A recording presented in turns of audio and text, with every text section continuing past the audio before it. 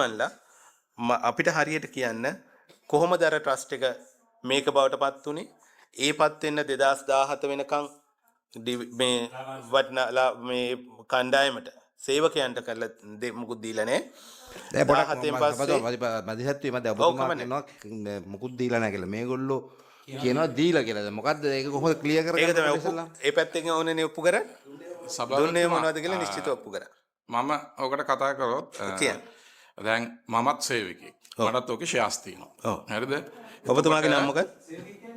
ඔබතුමාගේ නම වැඩ කරනවා LTL එකේ. නෑ ඔබතුමාගේ නම කියන්නේ? මම HD චමින්ද. HD චමින්ද ඔබතුමා මේ 15 දෙනා අතර ඉන්නවා. ඔව්. එතකොට දැන් අපිට හම්බෙලා තියෙනවා. මෙතන ඉන්න ගොඩක් කට්ටියට හැමෝටම වගේ ලාභාංශ ලැබිලා තියෙනවා. ඔව් ලැබිලා තියෙනවා. හරි. ඊට අමතරව කම්පැනියේ පර්මනන්ට් හිටපු හැමෝටමත් ලාභාංශ හම්බෙලා තියෙනවා පහුගිය අවුරුදු වල දිගටම. දැන් ඇත්තටම මට තේරෙන්නේ නැහැ දැන් මේ 100% අපි කියන්නේ මේව කළ අරගෙන සේවකයෝ අතර බෙදා ගන්න එක මේ කෝප් කමිටුවට මොකක්ද ඒකේ කියන්නේ මේක අපි පෞද්ගලික මේව එකක් නේ.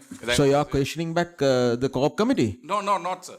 I'm asking just no, actually it's a private trust. And so how much okay, before you go there, how many shares you have there? I could not remember. It's I think you can't remember? I can tell you it's about how many shares you have? It's in which company you are asking? ඒක තමයි.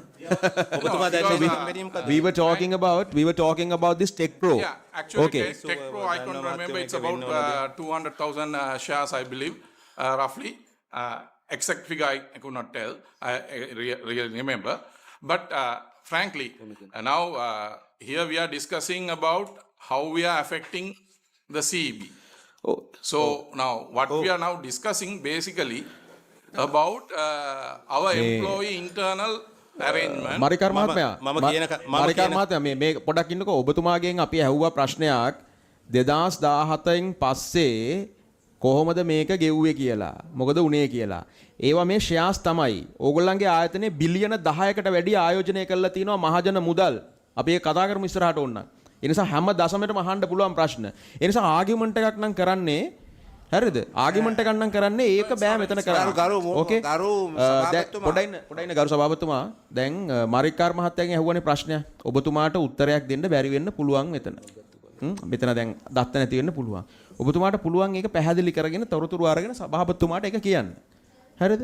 So if you are trying to question back the chair and the co-op committee, that is not the way you have to go.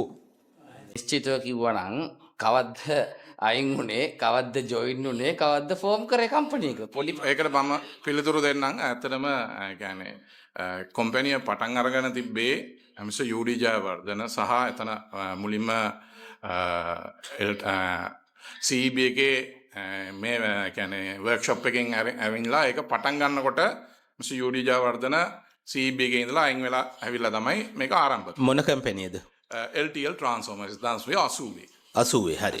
එතකොට ඕක තමයි පළවෙනි විදුලි බල මණ්ඩලයේ ඉන්න සමාජිකයෙක් අපේ කම්පැනියට ඇවිල්ලා පටන් ගන්න ආපු විදිය. ඊට පස්සේ දෙවෙනියට ආවේ මරිකා. මම දන්නේ නැහැ 95ද 96ද කියලා ඒක අපි හරියටම චෙක් කරලා මේව කරන්න. එයා තමයි ඊළඟට විදුලි බල මණ්ඩලයෙන් අයින් වෙලා ලංකා LTL එකට ජොයින් වුණේ. 90. ඊට පස්සේ කවුරුත් නැහැ. මම දැන් සභාපතිතුමා මට විනාඩියක් දෙන්න. ඒක වෙන ප්‍රශ්නයක්. ඒක දෙවෙනි කාරණයක්. පොඩක් ඉන්න විනාඩියක් දෙන්න. ඒක දෙවෙනි කාරණයක්. හරිද? ඒක දෙවෙනි කාරණය. දැන් මේක මෙහෙමයි. දැන් අර සභාපතිතුමා කිව්ව විදිහට මේක පාර්ලිමේන්තුවේ මේ කෝප් කමිටුවට නිවැරදි තොරතුරු ලබා දෙන්න ඕන. හරිද? එතකොට දැන් සමහරලාට එක්සැක්ට් ඩේට් එක දැන් මතක නැතිවදී අපි අපිට තේරෙනවා.